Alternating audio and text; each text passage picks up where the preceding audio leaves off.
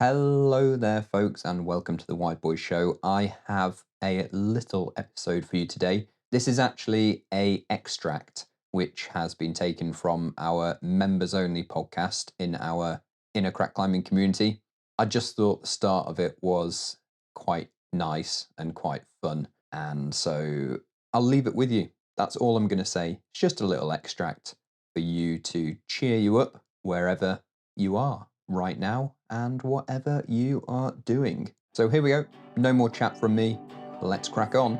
Oh no, actually, one last bit of chat just to remind you that if you want to get involved and come into our inner crack climbing community, then you can do that. I'll leave the link in the show notes. Basically, it's a place where if you want to hear more chat, you want to get involved with our listeners' questions podcast. So you basically send us your questions and we answer them. And you just want a little bit more crack in your life, basically, then come and join us in the inner crack climbing community. We have members only podcast, we have a listeners questions podcast, and we have a few little extras in there which are useful for your crack climbing journey. If you're keen and you want to come and have a look, then you can actually just sign up for free for 7 days and you can come in. I mean, you could come in for 7 days, listen to all the content, and then leave again if you want. But we'd love it if you did stay. And yeah, I hope to meet you in there. Righty, let's crack on with this little extract from the members only podcast, which is in the community. Here we go.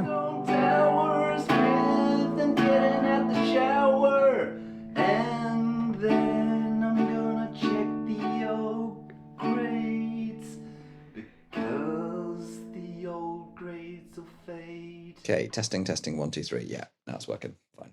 Just decided that it didn't want to do anything. Okay, you ready for a clap? I'm ready for a clap. Right, let's put all that behind us. Right, clap. Ready? 1, 2, 3. No. You did that on purpose. Okay, yeah. I'll do it. 1, 2, 3. Was that good? Well, it was shit on my end, but it was good on my end. Was it? Okay, it was good on your end. That's fine. Yeah. I'll just kick it off. Shall I just kick it off? Yeah, kick it off. Right, let me just check I'm recording. I'm recording. Folks, we have had a nightmare this morning. Anyway, right, folks, we are here. It is the Wide Boyz Show. Thanks for coming with us. And today, actually, Tom, I'm going to first catch up with you about font because I haven't spoken to you since then and you went crack climbing in font. Not the typical destination for crack climbing. Hit me up. What did you find? Anything good? Where? Oh my God, you're frozen. The internet just went so shit I couldn't hear any of that. Oh my God. We've had an absolute audio nightmare this morning. It's just carnage. Tom's having a mental breakdown. Don't edit it out and then everyone can hear the technical issues that occur behind the scenes. We're basically an hour and a half behind time because well, the microphone didn't work, then the laptop didn't work, and now the video meeting call isn't working. But can you hear me, Tom? Yeah, I can, yeah. And I can hear you, but you didn't hear anything what I just said? No. Okay, so what I want to know, actually what the folks want to know out here is what's been going on. You went crack climbing in Font. Oh, yeah. And it is not the crack climbing destination that you would typically think about going to. I mean, I did a bit of crack climbing in Font when I was there. Have you got any insights, any knowledge for the folks out there? Because I bet there's some people listening who are close to Font or want to go to Font or will visit Font at some point and love crack climbing. Yeah, so I would say if you are into crack climbing and you want to refine your skills in or find projects in literally any size, any angle, anything, you can definitely find it there. You're not going to be able to go to one crack climbing destination within Font or anything like that. You will have to sort of travel around and accept that each area you go to, you might find between 2 to 10 problems that are pretty good in a crack style. Some areas seem to have more of them, others seem to have less, but pretty much every area you will find something. It's just that some of the problems might be more in the moderate quality standard in terms of how far the thing goes off the line, or if maybe it's not the most beautiful thing ever, or it's sort of stuck between some boulders. But certainly if you're into cracks and you're going to Font, then 100% go for it. If you're thinking about going to Font, especially for a crack trip, I would say any climber at any grade could have at least 2 weeks of complete entertainment with zero having to go back to the same area again and do more stuff. There's an absolute shed load of it. And it's quite good. That's pretty good.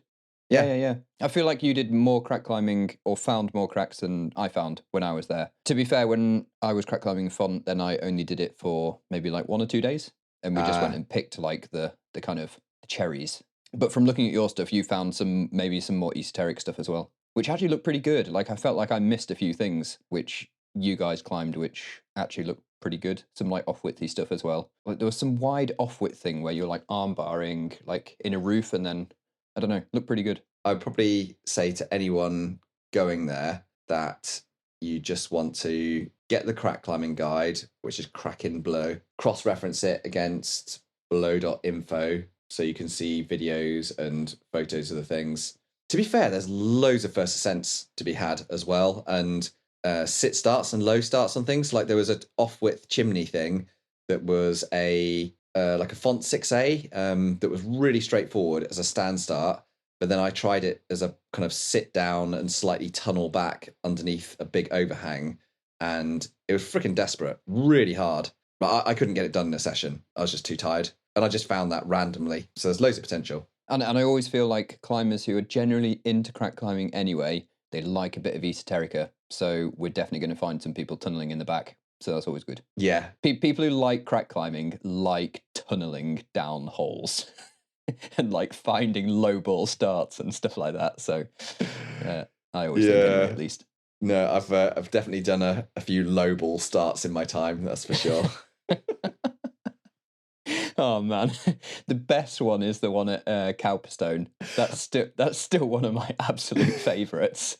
Have you done any ones that you feel like are worse than that or better in that sense? No, I think that is the worst one I've ever done, really. For people that don't know what I'm talking about, Tom did a extension to a famous boulder problem in the Peak District called Zippetrosty. So Zippetrosty, like the 70 plus boulder, Tom did it in reverse and started in a cave. You kind of think cave, oh cool, cave, yeah, it starts in a cave, that's cool. But I literally had to like lie on my back and crawl or like squirm feet first into the cave. And you're basically, the hard part about the climbing is trying to stay off the ground with your arse and your hands and everything. You're basically just like, it's pretty good in a unique way, but yeah, it's tough. Yeah, chimneying. Oh, I've just thought of a really lowball esoteric thing, which even we were like slightly appalled by in how incredibly lowball it was. And it was the start of, was it called Monsters Inc. in Vidvu? Oh, that, yeah. Like it went down a tunnel. I remember we went and did it, and then we were like, no, surely it can't start down there. And it was just completely like caving, basically. There's a fine line between avoiding climbing on the other side of the chimney. Yeah, exactly, yeah. No, there was quite a bit of that in Font. There are a lot of low balls, I'd say, and you have to kind of keep your back off stuff. But it's Font. It's really good rock. It's a really nice place to be. And I feel in a way you can't be too fussy because you're in a really cool place and you're still getting to do crack boulders in a place which isn't a crack bouldering destination. But as it turns out, if you just look a bit more carefully, it is. Oh, I mean, that's why Font is the best bouldering location in the world, because it has everything. Yeah. I remember going there, whatever it was, a year ago, and I hadn't been since I was a kid, and I was like, I get it now.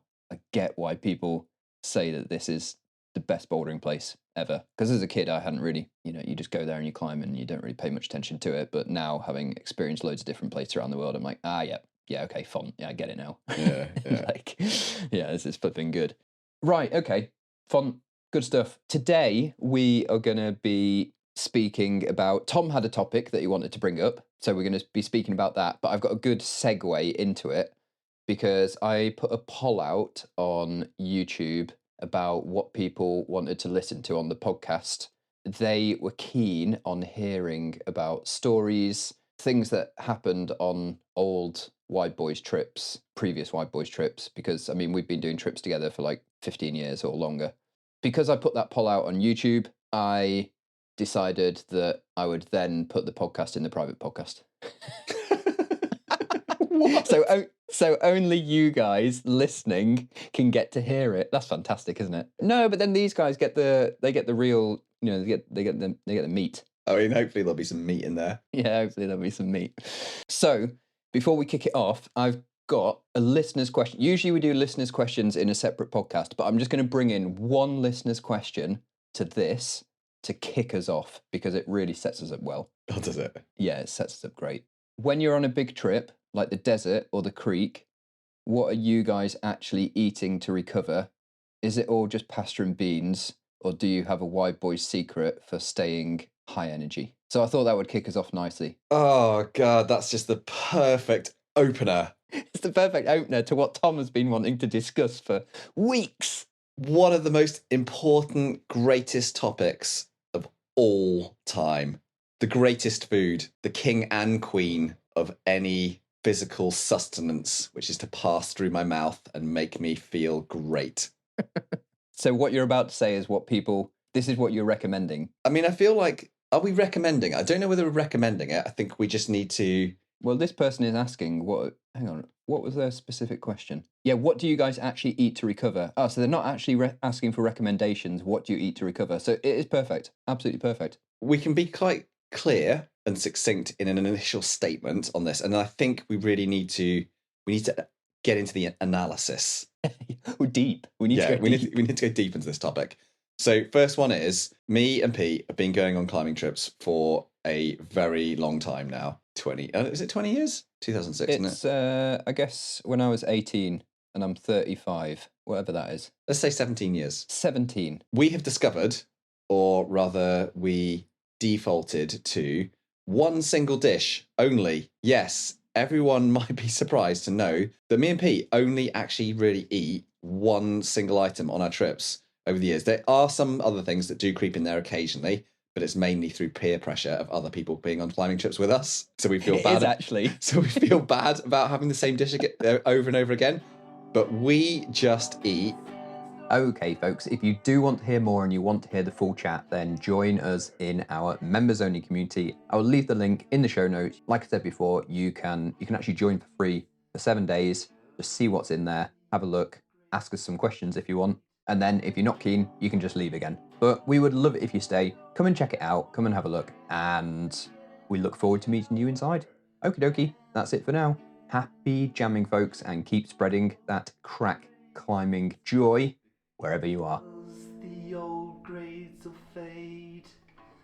This is the way I'm climbing in the Czech Republic.